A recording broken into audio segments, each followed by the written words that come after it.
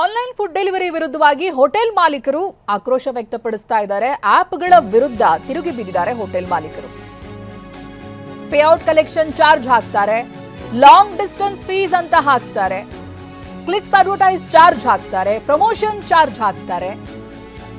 ಬೇಕಾ ಬಿಟ್ಟಿ ದರ ಇದೆ ಅಂತ ಹೋಟೆಲ್ ಮಾಲೀಕರು ಆರೋಪ ಮಾಡ್ತಾ ಇದ್ದಾರೆ.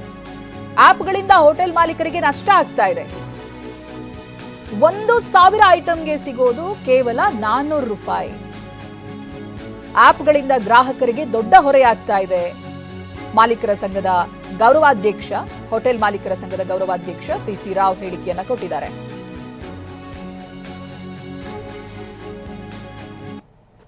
ಮೊದಲಿಂದಾಗಿ ನಮಗೆ ಆಗ್ತಿರುವುದು ಸ್ವಿಗ್ಗಿಯಿಂದ ಮಾತ್ರ. ಸ್ವಿಗ್ಗಿ ಡೆಲಿವರಿ ಆ್ಯಪ್ನವರು ಬಹಳಷ್ಟು ತೊಂದರೆ ಕೊಡ್ತಾ ಇದ್ದಾರೆ. ಗ್ರಾಹಕರ ಮೇಲೆಯೂ ಹೆಚ್ಚಿಗೆ ಹೊರೆ ಆಗ್ತಾರೆ, ಅದರ ಜೊತೆಗೆ ಮಾಲೀಕರಿಗೂ ಹೊರೆ ಆಗ್ತಾರೆ. ತಮ್ಮ payout charges, service charges, delivery charges, online charges, advertisement charges ಅಂತ ಹೇಳಿಕೊಂಡು ಸುಮಾರು 1,000 ರೂಪಾಯಿ ಪ್ರಾಡಕ್ಟನ್ನು ತೆಗೆದುಕೊಂಡು ಹೋದರೆ ಮಾಲೀಕರಿಗೆ ಕೇವಲ 450ರಿಂದ 500 ರೂಪಾಯಿಯಷ್ಟು ಮರುಪಾವತಿ ಆಗ್ತಾ ಇದೆ. ಇದು ಬಹುದೊಡ್ಡ ಅನ್ಯಾಯ ಆಗ್ತಾ ಇದೆ. ವಿಶೇಷವಾಗಿ ಮಧ್ಯಮ ಹೋಟೆಲ್ಗಳಿಗೆ ಇನ್ನಷ್ಟು ಹೆಚ್ಚಿಗೆ ಹೊರೆ ಆಗ್ತಾ ಇದೆ. ಇದರಿಂದ ನಾವು ಈಗಾಗಲೇ ಸ್ವಿಗ್ಗಿಯವರ ಜೊತೆ ಬಹಳಷ್ಟು ಮಾತುಕತೆ ಮಾಡಿದ್ದೇವೆ. ಕೆಲವೊಂದು ರೀತಿಯಲ್ಲಿ ಸ್ಪಂದಿಸ್ತಾ ಇದ್ದಾರೆ, ಕೆಲವೊಂದು ಸಂದರ್ಭದಲ್ಲಿ ಸ್ಪಂದಿಸ್ತಾ ಇಲ್ಲ. ಇದಕ್ಕೆ ನಾವು ಪರ್ಯಾಯವಾಗಿ ಎಲ್ಲ ಹೋಟೆಲ್ ಮಾಲೀಕರು, ಒಂದು ಹೋಟೆಲ್ ಮಾಲೀಕರ ಒಕ್ಕೂಟನೆ ಅಂತ ಹೇಳ್ಬೋದು, ಎಲ್ಲ ಹೋಟೆಲ್ ಮಾಲೀಕರು ಸೇರಿ, ಸಣ್ಣ ಮಧ್ಯಮ ಮತ್ತು ದೊಡ್ಡ ಹೋಟೆಲ್ ಎಲ್ಲರೂ ಸೇರಿ ನಾಳೆ ಸಾಯಂಕಾಲ ಒಂದು ಸಭೆಯನ್ನು ಕರೆದಿದ್ದೇವೆ. ಇದರಲ್ಲಿ ಬಹಳಷ್ಟು ಹೋಟೆಲ್ ಮಾಲೀಕರು ಬಂದು ತಮ್ಮ ಸಮಸ್ಯೆಯನ್ನು ಹೇಳಿಕೊಳ್ಳಲಿಕ್ಕಿದ್ದಾರೆ. ಅದರ ನಂತರ ಏನು ತೀರ್ಮಾನ ತೆಗೆದುಕೊಳ್ಬೇಕು ಅಂತ ನಾವು ನಿರ್ಧಾರಕ್ಕೆ ಹೋಗ್ತೇವೆ. ಮೊದಲಿಂದಾಗಿ ನಮಗೆ ಆಗ್ತಿರುವುದು ಸ್ವಿಗ್ಗಿಯಿಂದ ಮಾತ್ರ. ಸ್ವಿಗ್ಗಿ ಪ್ರತಿನಿಧಿ ವಿನಯ್ ಇದ್ರ ಬಗ್ಗೆ ಮಾಹಿತಿಯನ್ನ ಕೊಡ್ತಾರೆ. ವಿನಯ್, ಪಿಸಿ ರಾವ್ ಅವ್ರು ಹೇಳ್ತಾ ಇದ್ರು ಕೆಲವೊಂದು ಆಪ್ಗಳಲ್ಲಷ್ಟೇ ಈ ರೀತಿಯಾಗಿ ಸಮಸ್ಯೆ ಆಗ್ತಾ ಇದೆ ಅಂತ, ಹೆವಿ ಚಾರ್ಜಸ್ ಹಾಕ್ತಾ ಇದ್ದಾರೆ. ಹಾಗೆ ಕೆಲವೊಂದು ಬಾರಿ ಕಂಪ್ಲೇಂಟ್ ಮಾಡಿದಾಗ ಅದಕ್ಕೆ ಸ್ಪಂದನೆ ಕೂಡ ಸಿಗ್ತಾ ಇಲ್ಲ ಅಂತ. ವಾಟ್ ನೆಕ್ಸ್ಟ್, ಯಾವ ರೀತಿಯಾಗಿ ಇವರು ಇದ್ರ ಬಗ್ಗೆ ಧ್ವನಿ ಎತ್ತುತ್ತಾರೆ ಮುಂದೆ ಅಂತ ವಿನಯ್?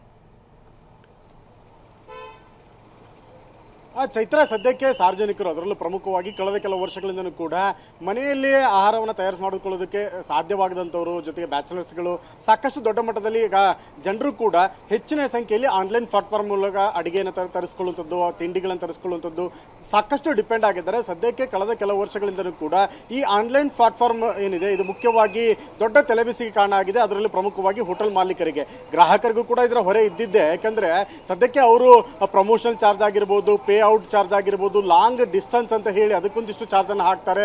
ಜೊತೆಗೆ ಕ್ಲಿಕ್ ಆ್ಯಡ್ ಅಂತಂದರೆ ಅಡ್ವರ್ಟೈಸ್ಮೆಂಟ್ ಏನು ತೋರಿಸ್ತಾರಲ್ಲ ಅದಕ್ಕೂ ಕೂಡ ಗ್ರಾಹಕರ ಮೇಲೆ ಮತ್ತು ಹೋಟೆಲ್ಗಳ ಮೇಲೆ ಚಾರ್ಜನ್ನು ಹಾಕುವಂಥದ್ದು.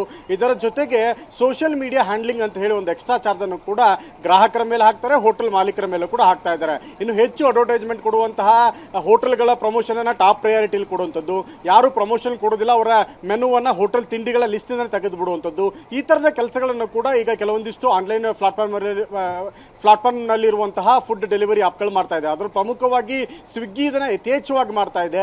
1,000 ರೂಪಾಯಿ ಬಿಸ್ನೆಸ್ ಮಾಡಿದಂಥ ಸಂದರ್ಭದಲ್ಲಿ ಕೇವಲ 400ರಿಂದ 500 ರೂಪಾಯಿ ಮಾತ್ರ ಹೋಟೆಲ್ ಮಾಲೀಕರ ಜೇಬಿಗೆ ಬರ್ತಾ ಇದೆ.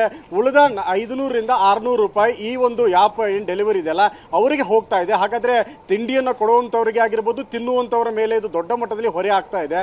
ಹೀಗಾಗಿ ಇದಕ್ಕೆ ಒಂದು ಕಡಿವಾಣ ಹಾಕಲೇಬೇಕಾಗುತ್ತೆ. ಯಾಕೆಂದರೆ ಮುಂದಿನ ದಿನಮಾನಗಳಲ್ಲಿ ಇದರ ರೇಟ್ ಡಬಲ್ ಆದ ಹಾಗೆ ನಾವು ಕೂಡ ತಿಂಡಿ ದರಗಳನ್ನು ಏರಿಕೆ ಮಾಡಬೇಕು. ಇದು ಅನಿವಾರ್ಯವಾಗಿ ಗ್ರಾಹಕರ ತಲೆ ಮೇಲೆ ಬೀಳುತ್ತೆ.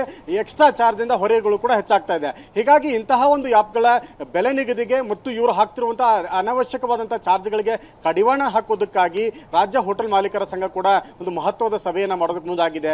ಈ ಸಭೆಯಲ್ಲಿ ಏನೇನೆಲ್ಲ ಕಡಿವಾಣಗಳನ್ನು ಹಾಕ್ಬೋದು, ಬ್ಯಾನ್ ಮಾಡಬಹುದಾ ನಾವು ಸಂಪೂರ್ಣವಾಗಿ, ಅಥವಾ ಇದಕ್ಕೆ ಬೇರೆ ಪರ್ಯಾಯವಾದಂತಹ ಕ್ರಮಗಳನ್ನು ಮಾಡಬಹುದಾ, ಸರ್ಕಾರದ ಮಟ್ಟದಲ್ಲಿ ಈ ಡೆಲಿವರಿ ಆಪ್ಗಳನ್ನು ಮಾಡಬಹುದಾ? ಯಾಕಂದ್ರೆ ಸರ್ಕಾರ ಕೂಡ ಇನಿಷಿಯೇಟಿವ್ ತಗೊಂಡಾಗ ಸಾಕಷ್ಟು ಜನರಿಗೆ ಉದ್ಯೋಗವೂ ಸಿಗುತ್ತೆ, ಗ್ರಾಹಕರಿಗೆ ಕಡಿಮೆ ದರದಲ್ಲಿ ಆಹಾರವೂ ಸಿಗುತ್ತೆ, ಹೋಟೆಲ್ ಮಾಲೀಕರಿಗೂ ಕೂಡ ಅನುಕೂಲ ಆಗುತ್ತೆ. ಹೀಗಾಗಿ ಇಂತಹ ಪ್ಲಾಟ್ಫಾರ್ಮ್ಗಳ ಬಗ್ಗೆ ಸರ್ಕಾರದ ಮಟ್ಟದಲ್ಲಿ, ಸರ್ಕಾರದ ನೇತೃತ್ವದಲ್ಲೇ ಇಂತಹ ಒಂದು ಆಪ್ಗಳು ನಿರ್ಮಾಣ ಆದರೆ ತುಂಬಾ ಅನುಕೂಲ ಆಗುತ್ತೆ, ಗ್ರಾಹಕರಿಗೆ ಆಗಿರ್ಬೋದು, ಮಾಲೀಕರಿಗೆ ಆಗಿರ್ಬೋದು ಅನ್ನೋ ಚರ್ಚೆಗಳು ಕೂಡ ಇದೆ. ಹೀಗಾಗಿ ಒಂದಿಷ್ಟು ಅನವಶ್ಯಕವಾಗಿ ದುಡ್ಡನ್ನು ಹಾಕಿ ಗ್ರಾಹಕರು ಮತ್ತು ಮಾಲೀಕರ ಜೇಬನ್ನು ಸುಡುವಂತಹ ಈ ಆನ್ಲೈನ್ ಫುಡ್ ಡೆಲಿವರಿ ಆಪ್ಗಳ ವಿರುದ್ಧ ಸಮರವನ್ನು ಸಾರಿದ್ದಾರೆ. ಹೀಗಾಗಿ ನಾಳೆ ಮಹತ್ವದ ಒಂದು ಸಭೆಯನ್ನ ಮಾಡಿ ಇದಕ್ಕೆ ಸಂಬಂಧಪಟ್ಟಂತೆ ಪ್ರಮುಖವಾದ ಒಂದಿಷ್ಟು ಕ್ರಮಗಳನ್ನು ತೆಗೆದುಕೊಳ್ಳೋಕೆ ಮುಂದಾಗಿದ್ದಾರೆ. ಪ್ರಮುಖವಾಗಿ ಸ್ವಿಗ್ಗಿ ಆಪ್ ಏನಿದೆ ಇದು ಯಥೇಚ್ಛವಾಗಿ ಬಿಲ್ ಚಾರ್ಜ್ಗಳನ್ನ ಗ್ರಾಹಕರ ಮೇಲೆ, ಹೋಟೆಲ್ ಮಾಲೀಕರ ಮೇಲೆ ಹಾಕ್ತಾ ಇರುವಂತಹ ಆರೋಪ ಆರೋಪ ಕೂಡ ಇದೆ. ಹೀಗಾಗಿ ಸಭೆ ಬಳಿಕ ಯಾವೆಲ್ಲ ಕಟ್ಟುನಿಟ್ಟಿನ ಕ್ರಮಗಳನ್ನು ತೆಗೆದುಕೊಳ್ತಾರೆ, ಏನು ಒಂದು ಬಲಿಷ್ಠವಾದಂತಹ ಅಂದ್ರೆ ಗ್ರಾಹಕರಿಗೂ ಹೊರೆ ಆಗಬಾರ್ದು, ಮಾಲೀಕರಿಗೂ ತೊಂದರೆ ಆಗಬಾರ್ದು ಅನ್ನೋ ನಿಟ್ಟಿನಲ್ಲಿ ಯಾವ ರೀತಿ ಕ್ರಮಗಳನ್ನು ತೆಗೆದುಕೊಳ್ತಾರೆ ಕಾದು ನೋಡಬೇಕು Chaitra. Okay, thank you Vinay ಮಾಹಿತಿಗಾಗಿ.